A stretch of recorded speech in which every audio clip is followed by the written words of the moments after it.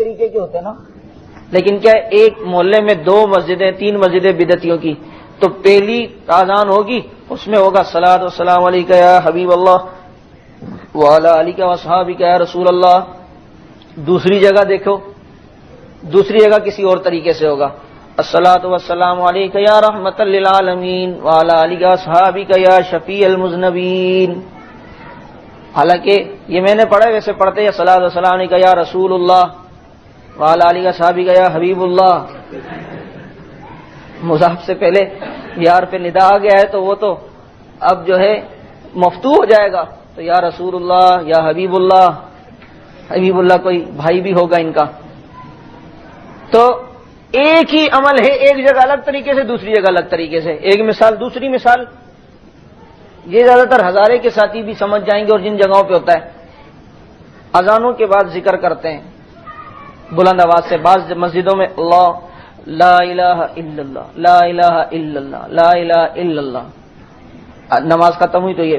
اب ہمارے یہاں جو ایک مسجد ہے، آپ کبھی جو رہائشی طالب علم میں دیکھتے ہیں فجر میں اور عشاء میں لاؤڈ اسپیکر میں نماز کے بعد جو ذکر لا الہ.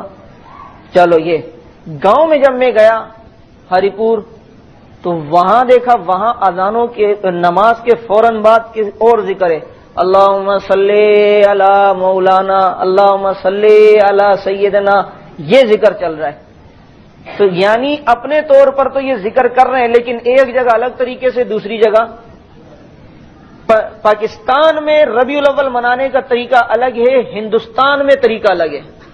ہندوستان کے بعض علاقوں میں چونکہ صبح صادق کے وقت اللہ کے نبی پیدا ہوئے تو یہ لوگ کرتے ہیں کہ 12 ربیع الاول کی صبح کو صبح صادق کے وقت ایک پردہ رکھتے ہیں، پیچھے ایک عورت کو بٹھا لیتے ہیں. صبح صادق جیسی ہوتی ہے اس کی گود میں ایک بچہ لا کے اس کو ایسے چوکا مارتے ہیں، وہ رونے لگتا ہے کہ ولادت ہو گئی ولادت ہو گئی. نعوذ باللہ من ذالک. ادھر طریقے کچھ اور ہیں، یہاں طریقے کچھ اور ہیں. بدعت کی یہ بڑی نشانی ہے کہ ایک ہی عمل ایک جگہ پر ایک طریقے سے، دوسری جگہ پہ وہ طریقہ دوسرے طریقے سے ہو رہا ہوگا. حالانکہ اذان سے پہلے صلاۃ و سلام جو ہے، بدعتی کا بھی بات کریں ان سے پوچھیں اذان سے پہلے صلاۃ و سلام فرض ہے، واجب ہے، مستحب ہے، سنت ہے، کیا ہے؟ بدعتی بھی اذان سے پہلے صلاۃ کو مباح کہتے ہیں. کیا کہتے ہیں؟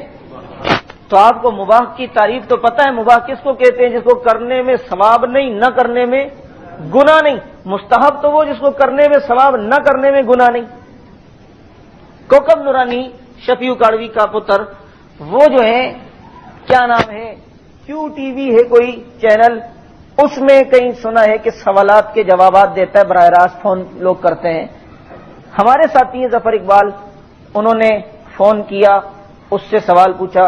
اب ٹی وی پہ دنیا دیکھ رہی تھی، حضرت یہ اذان سے پہلے صلاۃ و سلام کا کیا حکم ہے؟ تو اس نے جواب دیا جائز ہے.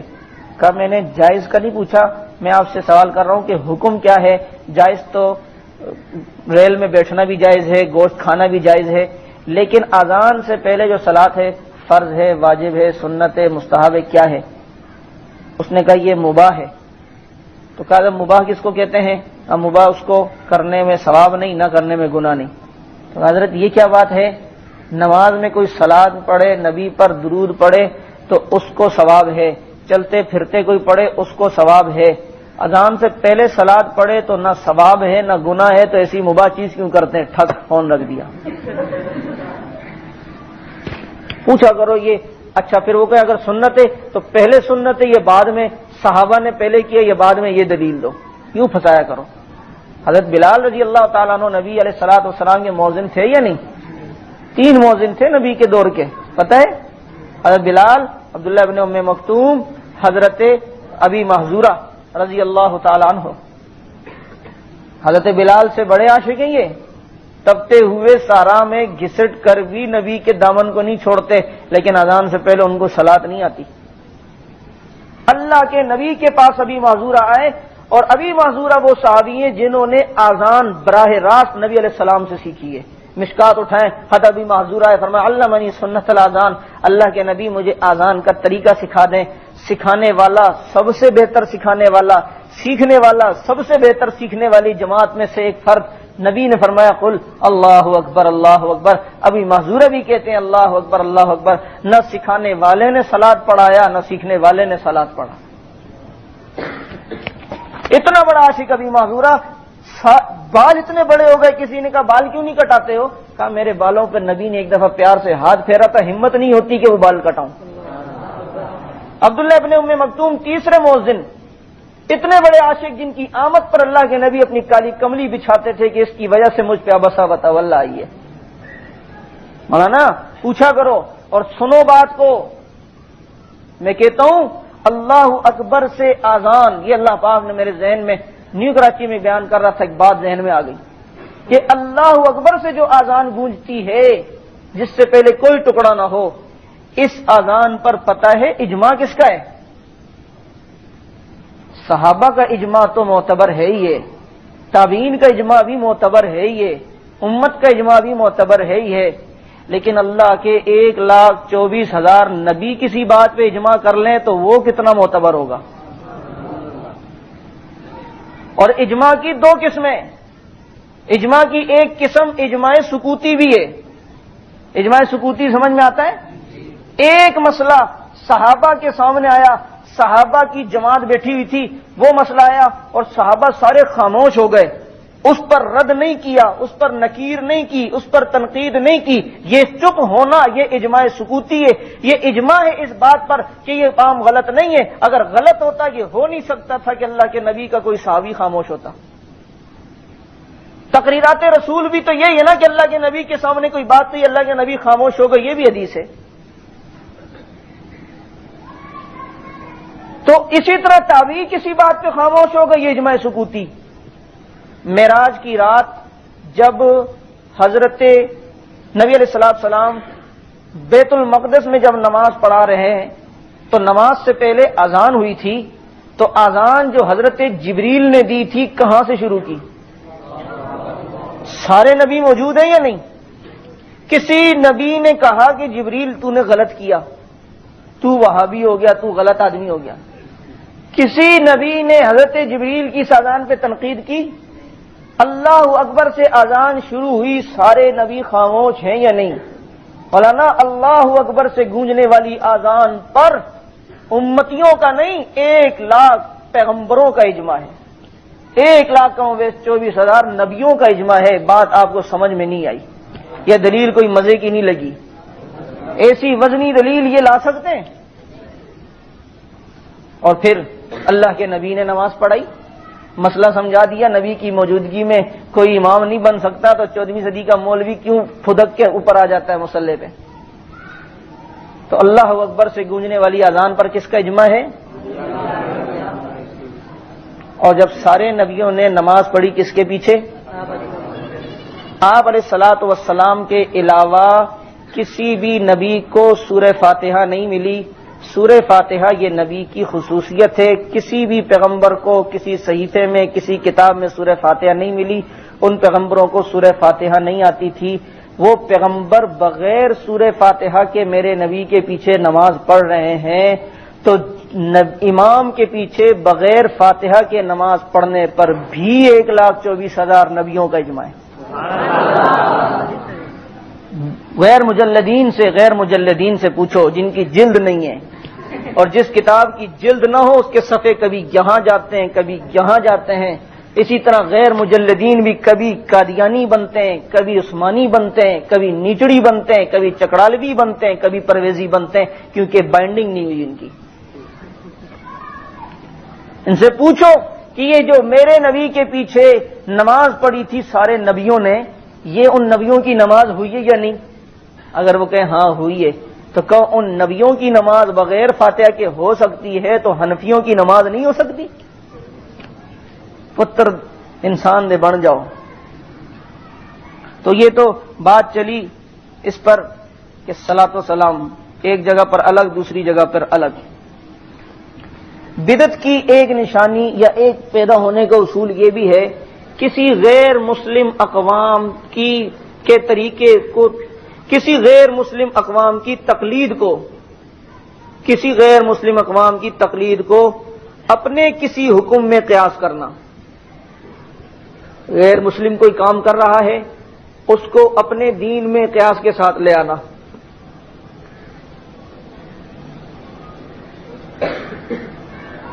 جیسے غیر مسلم عیسائی ہیں وہ اپنے نبی کی پیدائش کے دن عید مناتے ہیں.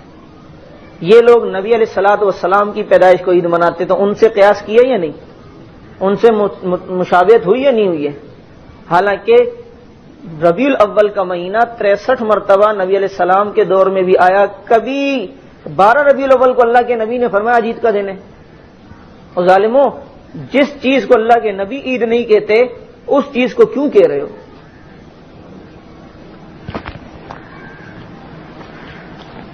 دیکھو بات سمجھنا میری، جس چیز کا تعین نہیں ہے اللہ کے نبی نے اس چیز کو عید بنانے سے منع کیا، اس جگہ کو عید کا میلہ بنانے سے منع کیا. تو جس چیز کا تعین ہی نہ ہو اس چیز کو عید بنائی جا سکتی ہے؟ نہیں سمجھے؟ دیکھو نبی علیہ الصلوۃ والسلام کی پیدائش پہ اختلاف ہے کہ کون سے دن ہوئی. کوئی کہتا ہے 8، کوئی کہتا ہے 9. امت کا جو اجماع زیادہ تر ہوا وہ 9 ربیع الاول پر، اور احمد رضا خان نے 8 ربیع الاول اجماع لکھا ہے. نطق الہلال اس کا رسالہ ہے، اس میں 8 ربیع الاول لکھا. اور شیعہ بھی 8 ربیع الاول کو مانتے ہیں، بہت سے حضرات 12 ربیع الاول. تو نبی کی جو یہ پیدائش ہے اس پیدائش کے دن کا حتمی تعین نہیں ہے. اس پیدائش کا دن کا معین وقت، معین دن کسی کو بھی نہیں پتا. لیکن اللہ کے نبی کی قبر ایک جگہ متعین ہے یا نہیں؟ ایک جگہ متعین ہے یا نہیں؟ اللہ کے نبی اس متعین جگہ کے بارے میں کہتے ہیں لا تجعلوا قبری عیدا، میری قبر کو عید نہ بنانا، میری قبر کو عید میلہ نہ بنانا، عیدگاہ نہ بنانا. ایک متعین جگہ کو اللہ کے نبی عید بنانے سے منع کر رہے ہیں. تو جو غیر متعین جگہ ہو، غیر متعین چیز ہو، اس کو عید کس طرح منایا جا سکتا ہے؟ نہیں سمجھے میری بات کو؟ چابی انگلش میں کی کہندے نے، اس کو کس طرح عید بنایا جا سکتا ہے؟ ساری زندگی صحابہ کے دور میں وہ صحابہ کرام کیا بدعتی، نبی کو نعوذ باللہ خائن سمجھتا ہے. وہ یہ سمجھتا ہے کہ نبی نے پوری بات نہیں پہنچائی، کچھ باتیں چھپا لی تھی. یہی وجہ ہے کہ امام مالک فرماتے ہیں من ابتدع فی الاسلامی، جو دین میں بدعات ایجاد کرے فقد زعم ان رسول اللہ خان الرسالہ، وہ یہ گمان کرتا ہے کہ رسول اللہ نے رسالت پہنچانے میں خیانت کی ہے، کہ پورا دین نہیں پہنچایا، جو رہ گیا تھا وہ میں پورا کر رہا ہوں. جتنا ہے اتنا انسان کرے. اور پھر عید میلاد النبی بھی مناتے ہیں. مولانا عید اگر ہے تو مسلمان جو عید مناتے ہیں تو اس میں نماز ہوتی ہے یا نہیں؟ بتاؤ نماز کا عید کی ربیع الاول میں اعلان کرنا کتنے بجے عید کی نماز ہے. اور آپ کو خوشخبری بھی سنا دوں، 2.5 سال پہلے تقریباً اورنگی ٹاؤن میں عید میلاد النبی کی نماز بھی پڑھی گئی ہے. ہاں، اس قوم سے کوئی بعید تھوڑی ہے. جو قوم نماز غوثیہ شروع کر سکتی ہے وہ نماز عید کیوں نہیں شروع کر سکتی؟ نماز غوثیہ فیضان سنت میں الیاس قادری صاحب نے لکھی ہے کہ جب کوئی مشکل ہو 2 رکعت نماز غوثیہ پڑھو، اس میں یہ پڑھو، یہ پڑھو، اور پھر اس کے نماز کے بعد 7 قدم بغداد کی طرف چلو، پھر دعا کرو. اب جس کو یہی نہیں پتا ہو بغداد کی سمت ہے وہ کہاں چاروں طرف جائے گا؟ پریشان ہو جائے گا وہ تو. کہاں جاؤں؟ ایک آدمی پیشاب کرنے کے لیے بیٹھا، ادھر گئے، اس نے کہا ادھر نہیں، ادھر قبلہ ہے. اس طرف بیٹھا، او ادھر غوث پاک کی قبر ہے. ادھر بیٹھا، ادھر جنید بغدادی کی قبر ہے. ادھر بیٹھا، ادھر فلاں کی قبر ہے. اس کو پریشر آیا تھا، اس نے چاروں طرف کیا معاف کرنا، معاف کرنا، معاف. شروع ہو گیا. تو 7 قدم بغداد کی طرف چلنا. اب پہلے تو قبلہ نما جو آتا ہے ایک گھڑی جس میں پتہ چلتی ہے کہ یہ قبلہ اس سائڈ ہے. اب بغداد والی بھی قبلے کی وہ کوشش کرنا کہ وہ کہاں سے ملے گی جو اس کا تعین کرے. تو عید منا رہے ہیں. اور سنو لطیفہ سنو، عید کے دن اللہ کے نبی نے روزہ رکھنے سے منع فرمایا ہے یا نہیں؟ کیونکہ عید کے دن شیطان روزہ رکھتا ہے. عید کے دن کیونکہ اس نے یہ تہیہ کرنا ہے کہ ہر بات میں اللہ کی مخالفت کرنی ہے. نبی کی مخالفت تو ادھر منع کیا کہ عید کو روزہ نہیں رکھو، تو وہ کہے گا میں رکھوں گا. تو ربیع الاول کو عید میلاد النبی تو کہتے ہیں، لیکن حضرت الیاس قادری صاحب کا یہ بھی بات ہوتی ہے، تلقین یہ ہوتی ہے کہ جلوسوں میں کھائیں پیئیں نہ، چونکہ نبی کی پیدائش کا دن ہے، اس لیے اس عید والے دن سارے روزہ بھی رکھا کرو. ہاں، اور روزہ رکھواتے ہیں، اور جو کٹر قسم کی دعوتی بریانی والے ہوتے ہیں وہ روزہ رکھتے بھی ہیں، وہ روزہ بھی رکھتے ہیں۔ تو عید والے دن تو پھر اگر آپ نے اس کو عید مان لیا تو روزہ رکھا، اور عید کو روزہ کون رکھتا ہے؟ شیطان نہیں، اخوان الشیاطین۔ اچھا جی، ایک کام مستحب ہو، اچھا یہ غیر مسلم اقوام کی بہت سی مثالیں، جیسے تیجا ہندوؤں کا رسم ہے، ہندو 3 دن بعد مردے کو جلاتے ہیں، یہ 3 دن بعد تیجا کرتے ہیں، 7 دن بعد وہ ہڈیاں الگ کرتے ہیں راکھ سے، یہ الگ کرتے ہیں، اور یہ اس کا 7واں کرتے ہیں، 40ویں دن اس کی راکھ کو گنگا جمنا میں پھینک کے آتے ہیں ہندو، اور یہ 40واں کرتے ہیں۔ ہر کام ان سے لیا گیا، الٹے کام جتنے ہیں۔ بریلویت جو ہے نا، ساری جہالتوں کو جمع کر کے ایک ڈبے میں بند کرو، اس سے کو دیکھو گے تو نیچے بریلویت لکھا ہوا نظر آئے گا۔ جہالت ختم ہے۔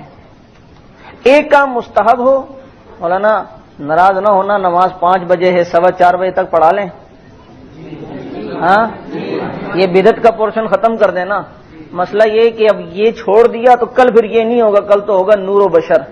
صبح کو حضرت پڑھائیں گے، ظہر کے بعد میں، شام دوپہر کو پھر مولانا نور اللہ صاحب اور مولانا الیاس صاحب پڑھائیں گے، پھر جمعرات والے دن آخری دن میں انشاءاللہ عبارات پڑھاؤں گا، اس لیے نور بشر بھی نمٹانا ہے۔ تو تھوڑا حضرت تعاون تو کریں، 5 دن ہے یار، کوئی بات نہیں، دوستی کریں گے، کیا خیال ہے؟ ہم نے اسی لیے اتنی محنت کی ہے الحمدللہ، یہاں پر ساتھیوں کے کھانے کا بھی انتظام، کہ کسی قسم کی تکلیف نہ ہو۔ اس کے علاوہ کوئی تکلیف کبھی ہوئی ہو تو ہم معذرت خواہ ہیں آپ سے۔ آپ 5 دن ہمارے مہمان ہیں، ہم بھی کبھی اپنے آپ کو استاد نہیں سمجھا اور آپ کو بھی کبھی شاگرد نہیں سمجھا، دوستی بھی چلتی ہے، باتیں بھی چلتی ہیں، سب کو ہمارا انداز پتہ ہے، ہم دوستوں کے طریقے سے ملتے ہیں، تھوڑا ہمارے ساتھ بھی تعاون ہو جائے، کیا خیال ہے؟ اعزازی ہے، جو جانا چاہے جا سکتا ہے، لیکن 4:15 بجے تک کچھ نہ کچھ ہو جائے گا۔ یہ انگوٹھے چومنے کا مسئلہ ہے، دعا بعد الجنازہ کا مسئلہ اور اذان کا، بس یہ 3 بدعات ہیں، انشاءاللہ ختم ہوں گی۔ دعا کریں اللہ پاک مجھے لطیفے کم سنانے کی توفیق دے بھی، تاکہ کام چل جائے۔ ایک کام مستحب ہو، اس کو ضروری سمجھنا اور لازم سمجھنا، ضروری اور لازم سمجھنا، یہ بھی بدعت بن جاتا ہے، یہ بھی بدعت بن جاتا ہے۔ ایک کام شریعت نے مستحب کیا تو یہی وجہ امام ابو حنیفہ رحمہ اللہ کا یہ قول ہے، فتویٰ ہے، جس زمانے میں کوئی مستحب کام فرض سمجھا جانے لگے، اس زمانے کے علماء اس کو چھوڑ دیں تاکہ لوگوں کو پتہ چلے یہ فرض نہیں ہے، یہ فرض نہیں ہے۔ جن جگہوں پر بغیر امامے کے نماز پڑھانے کو لوگ برا سمجھتے ہیں اور امامہ پہن کے نماز پڑھانے کو ضروری سمجھتے ہیں، وہاں کے امام کو چاہیے کبھی کبھی امامے کے بغیر بھی نماز پڑھے، امامے کے بغیر بھی نماز پڑھے۔ امامہ ہے، امامہ نہیں، ہمارے استاد نے کسی کو بتایا یہ امامہ ہے، یہ اول کے کسرے کے ساتھ، تو اس نے یاد کر لیا، جب بات آئی امامہ تو کہیں پگڑی کی بات ہے، اس نے کہا پگڑی، استاد نے کہا تھا پہلا جو ہے وہ کسرہ کے ساتھ ہوگا، یہ پگڑی ہے پگڑی نہیں ہے۔ استاد نے فرمایا، بہت ہی لائق طالب علم تھا کہ استاد کی بات سے ادھر ادھر نہیں ہٹتے۔ دیکھیں آپ علیہ الصلوۃ والسلام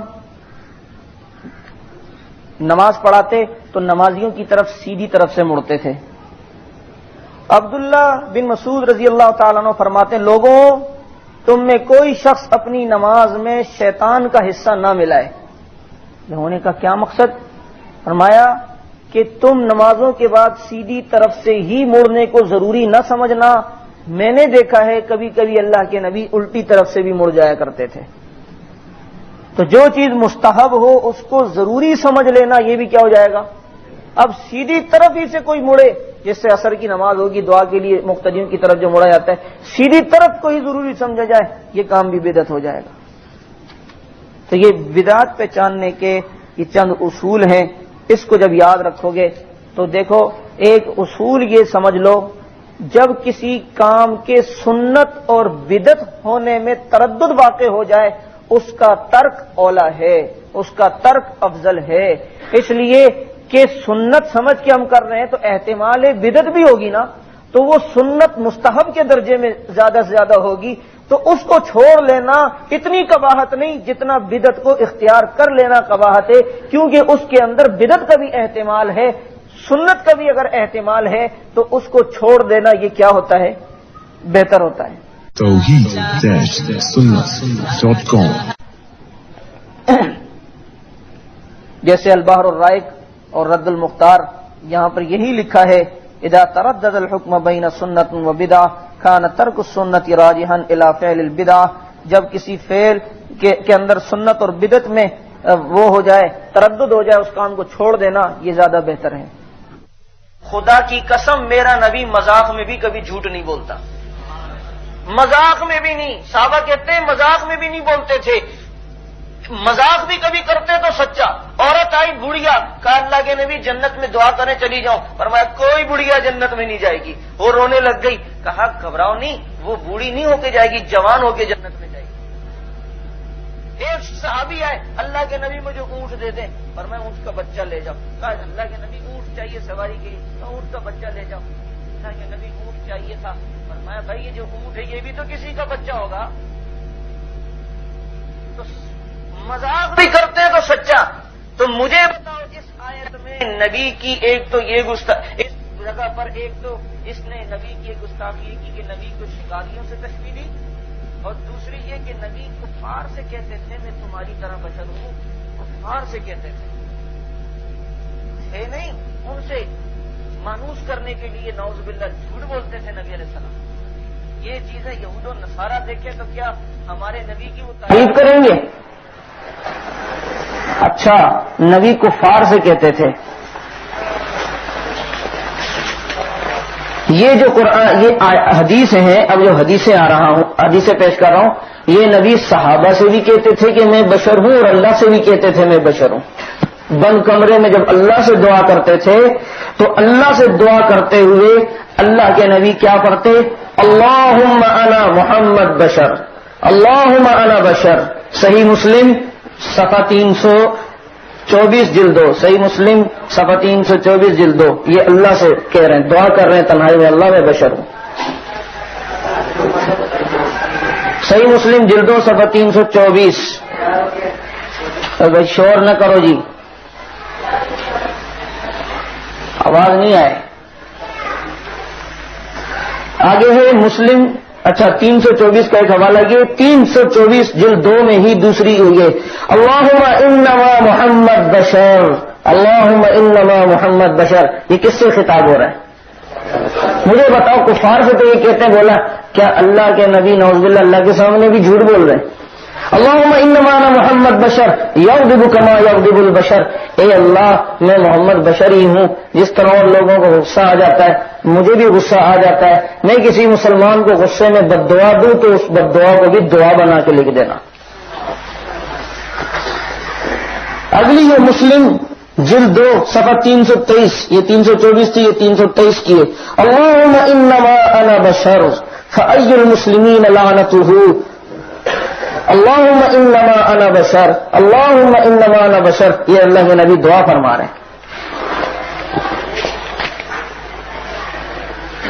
حضرت جابر رضی اللہ تعالیٰ عنہ فرماتے ہیں صحیح مسلم صفحہ 324 جلد 2، سمعت رسول اللہ صلی اللہ علیہ وسلم یقول انما انا بشر، کہہ دو کہ میں بشر ہوں۔ صحیح مسلم جلد 2 صفحہ 324۔ بس اس میں بہت ساری حدیثیں بشریت پر جو اللہ سے دعا کر رہے ہیں وہ ساری جمع کر لینا۔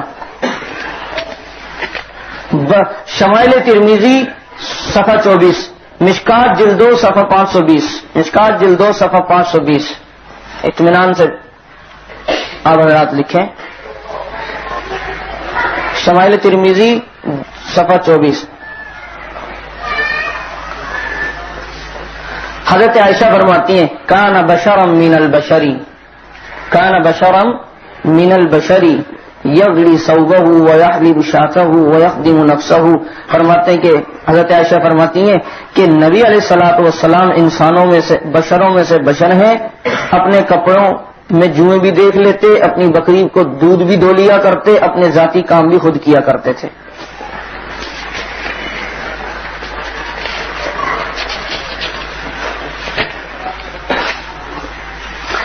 صحیح بخاری جلد 1 صفحہ 58، صحیح بخاری جلد 1 صفحہ 58 اور صحیح مسلم جلد اول صفحہ 211، حدیث دونوں میں ہے. کون سی؟ انما انا بشر مثلکم انسا کما تنسون فاذا نسیت فذکرونی. اللہ کے نبی فرماتے ہیں میں بشر ہوں تمہاری طرح، بھول جاتا ہوں جس طرح اور لوگ بھول جاتے ہیں، جب میں بھول جاؤں تو مجھے یاد کرا دیا کرو. صحیح مسلم جلد 2 صفحہ 224 نہیں 266 اور 64 یہ دوسری ہے. کتنی حدیثیں ہو گئی جی؟ کوئی لکھ بھی رہا ہے؟ کتنی ہو گئی؟ چلیں صحیح مسلم جلد 2 صفحہ 264 میں انما انا بشر اذا امرتکم بشیء من دینکم فخذوا به واذا امرتکم بشیء من غائی فانما انا بشر. فرمایا میں تمہاری طرح بشر ہوں، دنیا کے کسی کام کا حکم دوں تو تم مجھ سے بہتر جانتے ہو، دین کے کام کا حکم دوں تو اس کو پکڑ لو. یہ تو احادیث ہیں. صحابہ کرام رضوان اللہ علیہ مجمعین کے اقوال بھرے پڑے ہیں، جس طرح حضرت عائشہ کا آیا، یہ حضرت ابو ہریرہ کی روایات ہیں مسلم میں، اور بھی باقی صحابہ کی روایتیں، وہ ساری آپ صحابہ نبی کو بشر سمجھتے تھے، اس کے ذیل میں بھی پیش کر سکتے ہیں. اچھا جی، اکابرین اہل سنت کا کیا عقیدہ ہے؟ تو فتاوی عالمگیری جلد 2 صفحہ 363 مکتبوں کا فرق ہو سکتا ہے. فتاوی عالمگیری جلد 2 صفحہ 363 میں ہے من قال لا ادری. یہ اساس بریلویت میں نور بشر کی بحث نہیں ہے، اس لیے توجہ سے پڑھنا.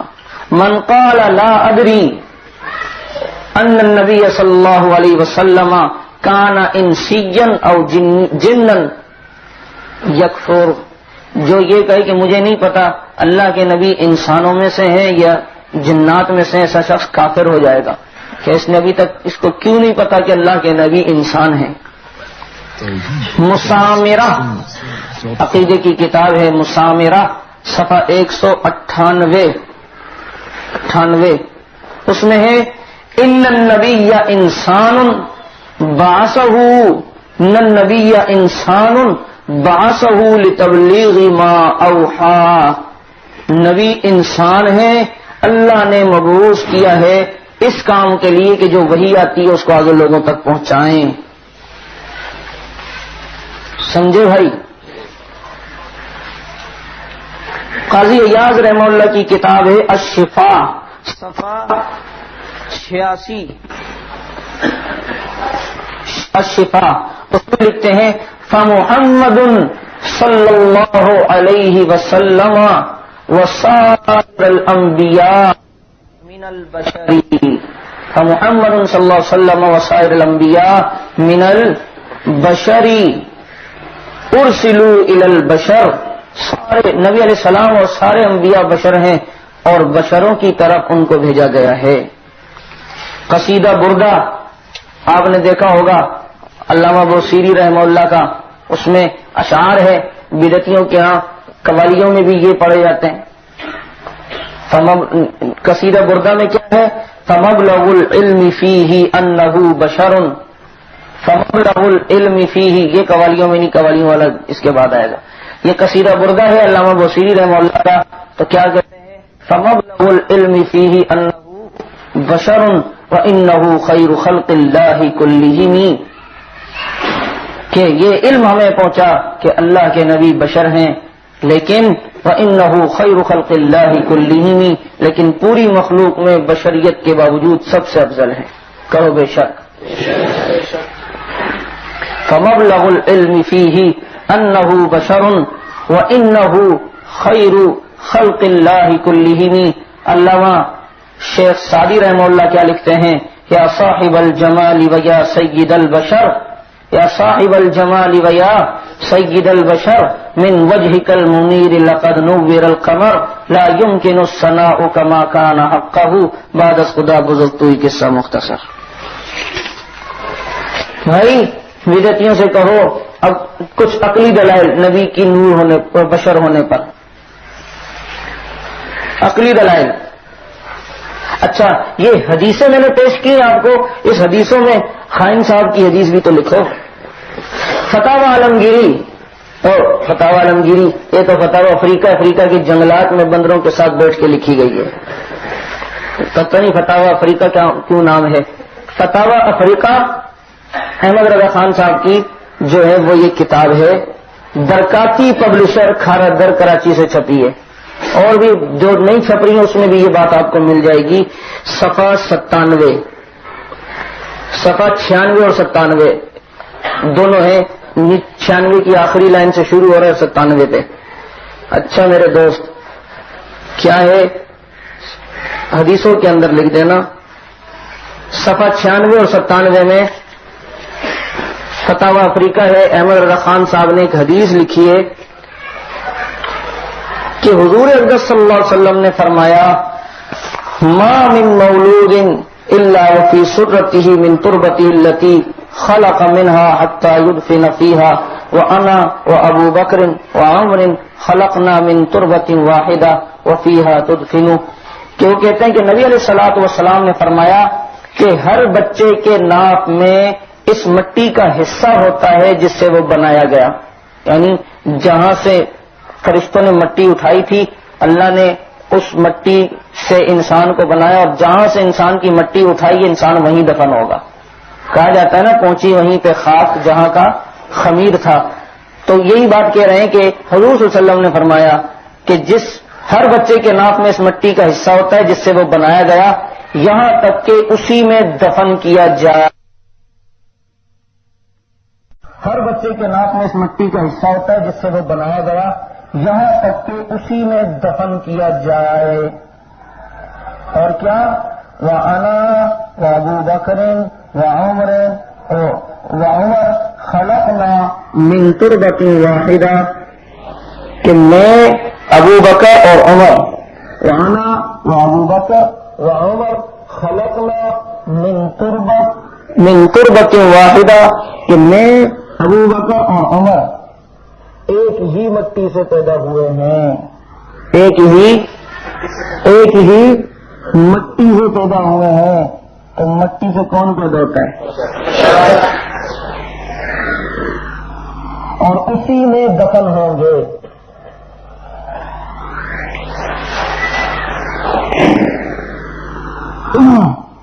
وَأَنَا وَأَبُو بَكْرٍ وَعُمَرَ خَلَقْنَا مِن تُرْبَةٍ وَاحِدَةٍ، ہم ایک ہی مٹی سے پیدا ہوئے اور اسی مٹی میں دفن ہوں گے. یہ مٹی میں ملنے کا جواب بھی ہے جو کل آئے گا. اب عقلی دلیل کیا؟ مولانا آپ دیکھو لکھتے بھی جانا کہ اللہ پاک نے اپنی تمام مخلوقات 4 قسم کی بنائی ہیں. ایک نوری جو فرشتے، ایک ناری جو جنات، ایک عادی جو سمندروں میں رہنے والے، اور ایک ہے خاکی جو کیا ہے انسان. اب مجھے آپ بتاؤ یہ 4 مخلوق ہیں، نوری، ناری، عادی، خاکی.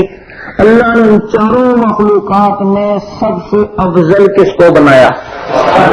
انسان کو. والتین والزیتون وطور سینین وہذا البلد الامین لقد خلقنا الانسان فی احسن تقویم. 4 قسمیں اللہ نے کھائی ہیں. 4 قسمیں کھانے کے بعد لقد، لام الگ تاکید کے لیے، قد الگ تاکید کے لیے، خلقنا میں ضمیر الگ تاکید کے لیے، الانسان کے اندر الف لام یہ الگ تاکید. 4 تاکیدیں، 4 قسمیں کھا کے اللہ کہتا ہے میں نے انسان کو سب سے پیارا بنایا، سب سے اچھے اندازے پہ کس کو بنایا. اب یہ 4 مخلوق ہیں، بریلیوں سے بدعتوں سے کہا کرو نوری، ناری، خاکی، عادی. ان میں آپ نے کہا کہ سب سے افضل جو مخلوق ہے وہ انسان ہے، خاکی ہے. تو اب مولانا نبی کو سب سے افضل مخلوق کی جنس میں سے آنا چاہیے یا غیر افضل مخلوق کی جنس میں سے؟ اب اگر مثال کے طور پہ نبی کو مان لیا نوری مخلوق، امتیوں کو مان لیا خاکی مخلوق، تو امتیوں کی جنس نبی کی جنس سے افضل ہو جائے گی یا نہیں؟ نبی کو مان لیا نوری مخلوق اور انسان، امتیوں کو مان لیا خاکی. تو اب مجھے بتلاؤ امتیوں کی جنس نبی کی جنس سے اعلیٰ ہو جائے گی یا نہیں؟ تو یہ بات مناسب ہے کہ امتی کی جنس اعلیٰ ہو اور نبی کی جنس غیر اعلیٰ ہو. تو یہ بات. دوسری چیز یہ کہ نوری مخلوق کھاتی نہیں ہے. تم کہتے ہو کہ نبی علیہ الصلوۃ والسلام ظاہری اعتبار سے نور ہیں، جس طرح لوط علیہ السلام کے پاس آئے تھے فرشتے، ابراہیم علیہ السلام کے پاس آئے تھے فرشتے، حضرت مریم کے پاس آئے تھے اور فرشتے آئے تھے. تو دیکھو جو فرشتے انسانی شکل میں آئے تھے، حضرت ابراہیم علیہ الصلوۃ والسلام نے پھل رکھے، بچڑا رکھا، تل کے کھایا، انہوں نے کھایا، ہاتھ نہیں بڑھا رہے. ابراہیم علیہ السلام نے دیکھا یہ کھاتے نہیں ہیں، کوئی دشمن تو نہیں ہے، کیونکہ اس زمانے میں جس کے یہاں سے کھا لیتے اور اس کو نقصان نہیں پہنچایا جاتا. حضرت لوط علیہ السلام فوراً پھل لے کر آئے، اس جو فرشتے انسانی شکل میں آئے تھے کھایا. حابیل اور قابیل دنیا میں انسانی شکل میں آئے ہیں، کبھی کھایا. فرشتہ حضرت مریم کے پاس انسانی شکل میں آیا، نوری مخلوق تھا، کبھی کھایا. تو میرے نبی انسانی شکل میں اگر ہیں نور تو کھاتے کیوں تھے؟ کھاتے تھے یا نہیں کھاتے تھے؟ ہمیں کھانے کے طریقے بھی بتائے ہیں. ہمارے یہاں ایک ساتھی نے کہا چلو وہاں ہماری جو مسجد تھی جو شہید ہو گئی، اس میں جب میں امام تھا تو کہا درد ہوگا ہمارے قاری صاحب کا. گستاخ ہے. کیا گستاخی کی ہے؟ کیا گستاخی کی ہے؟ کہتے ہیں نبی علیہ السلام کھانا کھاتے تھے. تو کھانا بھی کھاتے، نور کھاتا، نور پیتا نہیں. نبی علیہ السلام پیتے بھی تھے، پیتے تھے یا نہیں؟ ٹھنڈا پانی پسند تھا اور ایک سانس میں پینے سے منع کیا، خود 2 سانسوں میں یا 3 سانسوں میں پیا کرتے. اچھا بھائی، نور کی شادی نہیں ہوتی، نکاح نہیں ہوتا. نوری مخلوق کے نکاح نہیں ہوتے. نبی علیہ السلام کے نکاح ہوئے یا نہیں؟ نوری مخلوق کے والدین نہیں ہوتے. میرے نبی کے والدین ہیں یا نہیں ہیں؟ یہ ساری عقلی دلائل لکھتے رہو. نوری مخلوق کی اولاد نہیں ہوتی. میرے نبی کے اولاد ہے یا نہیں ہے؟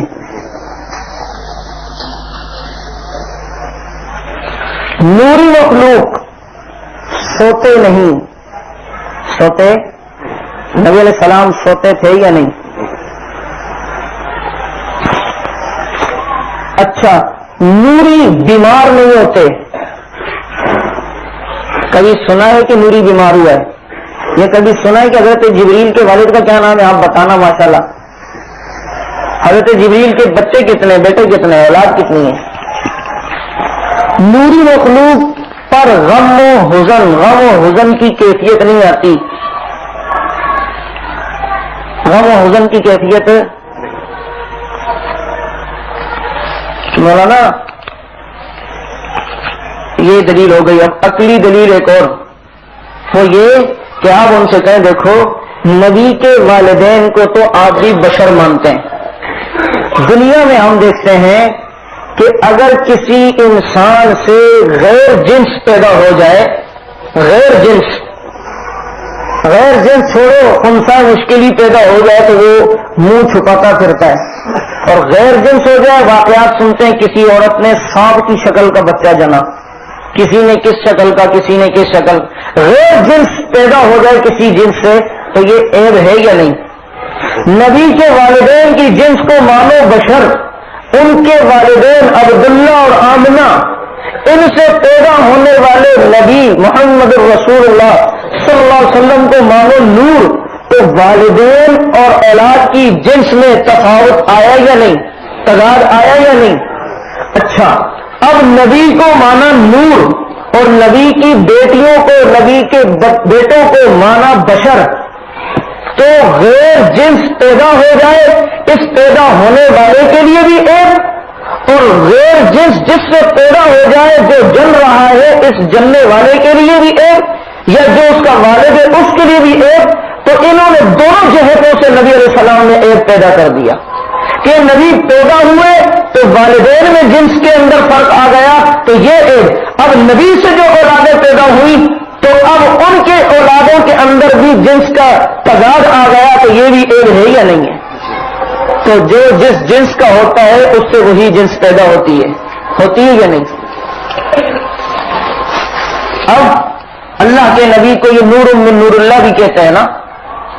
کہ اللہ کے نور سے ہیں، اللہ کے نور کا ایک ٹکڑا ہے، تو بات ذرا سمجھنا میری کہ بدعتیوں سے یہ پوچھو کہ نبی حادث ہیں یا نبی قدیم ہے؟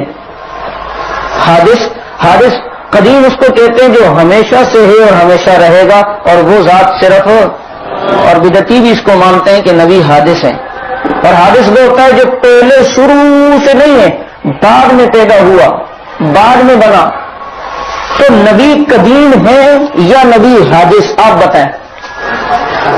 ہاں جی، یہ بدعتی بھی مانیں گے. ان سے پہلے لکھ دو ذرا، جب یہ کہیں کہ اللہ کے نور کا ٹکڑا ہے، اس میں پوچھے النبی قدیم ہے یا حادث، وہ کہیں حادث کو لکھ دو، لکھوا لیا.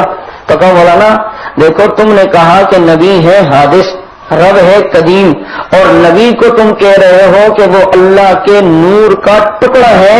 تو دیکھو جب سے میں ہوں یہ ہاتھ کا ٹکڑا میرے ساتھ ہے، جب سے میں ہوں یہ کان کا ٹکڑا میرے ساتھ ہے، جب سے میں ہوں یہ آنکھ کا ٹکڑا میرے ساتھ ہے، جب سے میں ہوں یہ ہونٹ کے ٹکڑے میرے ساتھ ہے. تو جب سے میں ہوں اس وقت سے میرا ٹکڑا بھی میرے ساتھ ہے یا نہیں ہے؟ اب تم نے یہ کہا کہ نبی اللہ کے نور کا ٹکڑا ہے، تو معلوم یہ چلا کہ جب سے اللہ ہے تو اللہ کا پھر وہ ٹکڑا بھی ساتھ ہے، تو نبی کو بھی قدیم مان لیا یا نہیں؟ نہیں سمجھے؟ چھت کے اوپر سے گزر گئی لگتا ہے، یا پکا چاوی نے انگلش بھی کی کہہ دینے. تو نبی کو قدیم مان لیا یا نہیں؟ اللہ سے کوئی چیز نکلی نہیں. ہاں اللہ سے کوئی چیز نہیں نکلی. مشرکین نے کہا اللہ کا نسب تو بتا دو کیا ہے؟ قل هو اللہ احد اللہ الصمد لم یلد ولم یولد. قل هو اللہ احد کہہ دو اللہ ایک ہے. اللہ الصمد، صمد کے معنی بے نیاز. اس کی بھی ذرا تشریح کر دیا کرو ترجمے میں. بدعتی جب کہتے ہیں دیکھو ہم اللہ کے نام پہ نیاز اس لیے نہیں دیتے، وہ تو بے نیاز ہے، اس کو نیاز کی ضرورت ہی نہیں. اب وہ بے نیاز یہ سمجھا جس طرح میم تا عین ہا جہاں نظر آتا ہے شیعہ اس سے متصابت کرتے ہیں. تو یہاں پر بھی یہ ہے بے نیاز کا معنی تو وہ ہوتا ہے کہ ساری دنیا جس کی محتاج ہو وہ کسی کا محتاج نہ ہو، اس کو کیا کہتے ہیں؟ بے نیاز. توحید-سنت.com. تو اللہ الصمد، صمد کے ایک معنی روح المعانی میں جو لکھے ہیں اس آیت کی اور اگلی آیت کی مناسبت سے کیا ہی معنی لکھا ہے. اور ان کا سمجھ عربی میں ٹھوس چیز کو بھی کہتے ہیں. سمجھ عربی میں ٹھوس چیز، جس طریقے سے یہ ٹھوس چیز ہوتی ہے لوہا، اب ٹھوس چیز کے اندر کوئی چیز جا نہیں سکتی. پانی ڈال دو تو ٹھوس چیز جذب کرے گی، ٹھوس چیز کے اندر کوئی چیز جا نہیں سکتی، اور ٹھوس چیز سے کوئی چیز باہر نکل نہیں سکتی. تو یہ سمجھ کی تفسیر اگلی آیت میں یہ بیان کی لم یلد ولم یولد، نہ اس نے کسی کو جنا، نہ اس سے کوئی پیدا ہوا، نہ وہ کسی سے نکلا، نہ اس سے کچھ چیز نکلتی ہے. اسی کو تو سمجھ کہتے ہیں. تو اللہ کے نبی اللہ کے نور سے کہاں سے ٹکڑے بن گئے؟ اللہ کے ٹکڑے بھی بنا لیے نعوذ باللہ. وہی عیسائیوں والا جو میں نے بات کی تھی شروع میں کہ یہ عیسائیوں والی سارے عقیدے رکھے ہوئے یہی ہے کہ عیسائیوں والے عقیدے ہے کہ عیسائی بھی عیسیٰ علیہ السلام کو اللہ کے نور کا حصہ مانتے ہیں، اللہ کا ایک ٹکڑا مانتے ہیں. تو موسیٰ، اب مجھے بتائیں موسیٰ علیہ السلام افضل ہیں یا نبی علیہ الصلوۃ والسلام کے صحابہ افضل ہیں؟ یہ تو عقیدہ ہے کہ سارے صحابہ مل کر ایک نبی کا مقابلہ اور سارے ولی مل کر ایک ادنا سے صحابی کا بھی مقابلہ نہیں کر سکتے. بات سمجھنا بڑی قیمتی بات، اس کہاں سمجھ میں آ جائے گی انشاءاللہ. اللہ پاک نے موسیٰ علیہ السلام نے کہا یا اللہ میں آپ کو دیکھنا چاہتا ہوں. اللہ نے کہا لن ترانی، تو دیکھ نہیں سکتا مجھے. یا اللہ دکھا دیں. چلو ایسا کرو کہ پہاڑ کی طرف دیکھنا. پہاڑ کی طرف دیکھا تو صحیح. نور کی تجلیات، نور کی تجلی صرف اللہ نے اس پہاڑ پر ڈالی. موسیٰ علیہ السلام نے دیکھا اور بلوچ کے بقول موسیٰ کلٹی. تقریر کر رہے تھے تبلیغی جماعت والا، نئے نئے بلوچ تک داخل ہوا تو اس نے یہ آ گیا تو کلٹی. تو موسیٰ علیہ السلام گر گئے، بے ہوش ہو گئے. اللہ کے نور کو دیکھنے کی ہمت نہ ہوئی. مولانا اگر میرے نبی اللہ کے نور کا حصہ ہیں تو موسیٰ جیسا پیغمبر اللہ کے نور کے حصے کو نہیں دیکھ سکتا، صحابہ کہاں سے دیکھ سکتے ہیں؟ جس کو سمجھ نہیں آئے ایمانداری سے پھر ہاتھ کھڑا کر تو کوئی بات نہیں. بھائی کہہ دیا کہ نبی علیہ السلام اللہ کے نور کا حصہ ہے، نور کا ٹکڑا، تو نور کا تھوڑا سا حصہ تور پہ پڑا تو موسیٰ علیہ السلام جیسا پیغمبر نہیں دیکھ سکا. تو اگر نبی اللہ کے نور کا ٹکڑا اور نور کا حصہ ہوتے تو صحابہ ان کو دیکھنے کے کس طرح تحمل کر لیا، صحابہ کس طرح دیکھ سکتے تھے؟ اس چیز کو لکھ لینا. اب اگر بدعتی اس پہ بلد اور نہیں گستاخی ہے تو کہو پھر آؤ تمہاری گستاخیاں تمہاری کتابوں سے دکھاتے ہیں. تم بھی نبی کو بشر مانتے اور تمہارے بہت سے لوگوں نے.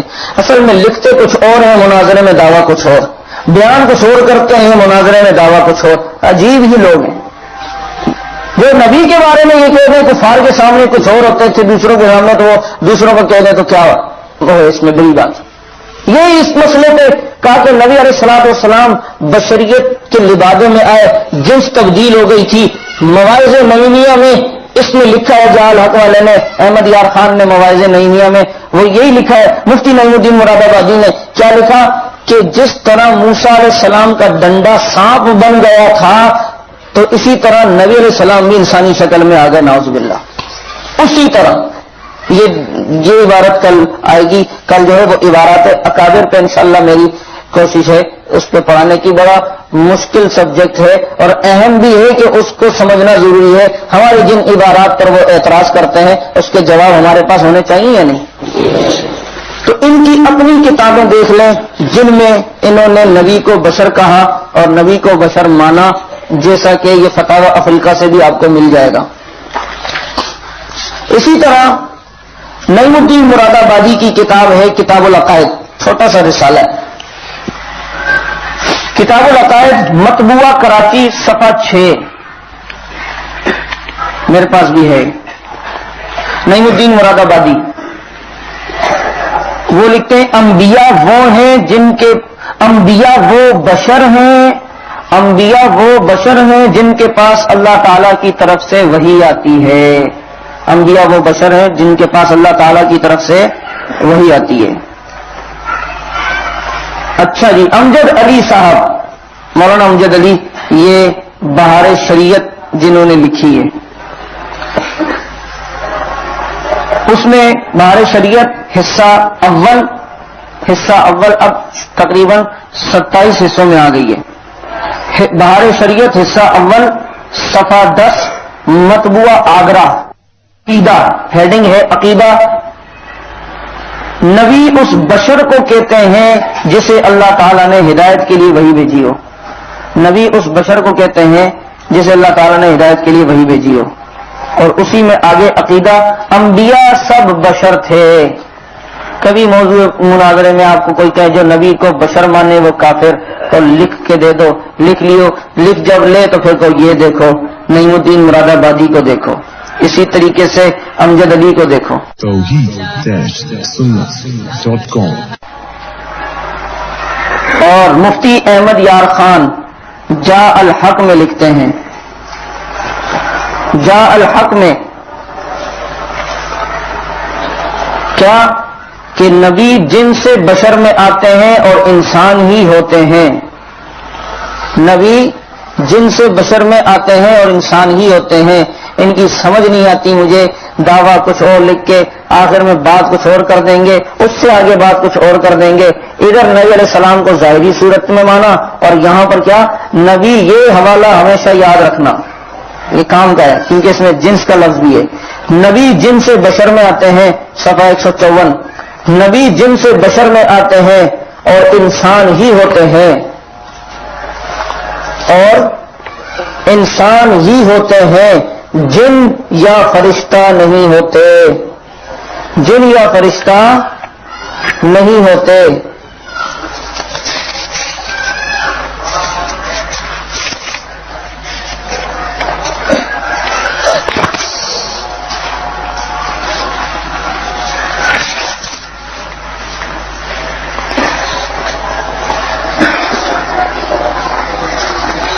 اس کے علاوہ اور بھی کافی کتابوں میں ان کی یہ باتیں مل جائیں گی. انشاءاللہ ظہر کے بعد بھی مسئلہ بشریت پر بھی بات ہوگی.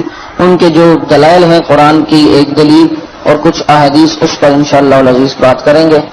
ابھی وقفہ ہے, کھانا کھا لیں. مورخہ 16 جنوری سن 2006 حضرت مولانا قاری رب نواز حنفی صاحب جامع مسجد الحبیب C1 ایریا کراچی میں مناظرہ کورس سے خطاب فرما رہے تھے. موضوع تھا سنت و بدعت، نور اور بشر، تیار کردہ علمی کیسٹ گھر. یاد رکھیے نامور قرآن حضرات کی تلاوت، مشہور و معروف حمد و نعتیں، معرکۃ الارا مناظرے ویڈیو اور آڈیو کیسٹ اور CD میں دستیاب ہیں. ممتاز علماء کرام کے گراں قدر کیسٹوں کا مرکز، علمی کیسٹ گھر، دکان نمبر 5 فاطمہ پلازا، بالمقابل مدنی مسجد، federal be area Karachi. Phone number 6370 813.